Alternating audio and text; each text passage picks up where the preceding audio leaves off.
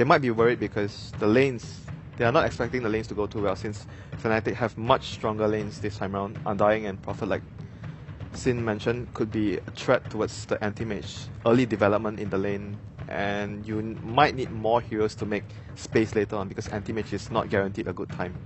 Okay, so I mean overall, sure, joking about, okay, they're kind of copying LG's lineup, but they didn't seem too thrown off either by just picking the Nature's Prophets after the Sand King ban, so it didn't seem like they were really set on taking that whole lineup. Game 2 is starting. We'll find out, can Fnatic secure 1 point to keep that hope alive of fighting for 4th place in Group A, now going up against LGD. All right, so if you feel like you're living in a world of deja vu, you can wake yourself up from it. This is, in fact, game number 2 of Fnatic versus LGD, where LGD already have the 1-game advantage. And with this, unless Fnatic can just rip a game away from them right now, will guarantee them 1st place in the group stage after MVP took that game off Team Secret in their first game of the 2-game series. So it's still anyone's ballpark. You still fight for every single inch you can gain at TI. And Fnatic, well, they're fighting for it by taking what LGD used against them.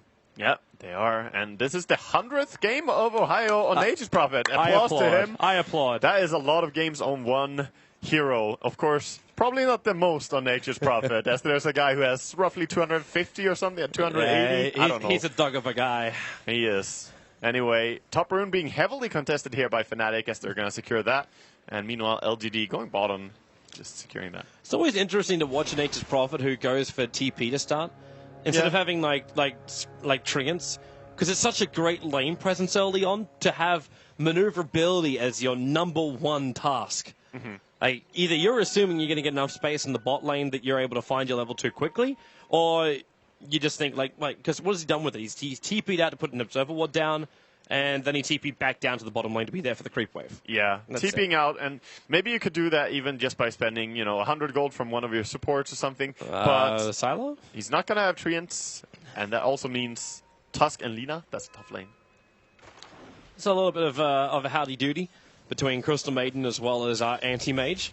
And KOXY is going to be really happy with this lane, primarily because MMY is only now just arriving, and it's a dual off-lane, so Ohio just plays the defense mode and then brings Johnny over. So Xiao Weight's searching for him. He can actually get a double Life Strike Array right now if he wants to, but already getting decayed and being chipped away by Ohio, they're going to start forcing him out of the lane. Shards or no shards, this lane's still very, very strong for Fnatic. It is. Undying is actually a really good hero for protecting this early game here of Furin. Try and give the Nature's Prophet his Treants so that he can lane on his own.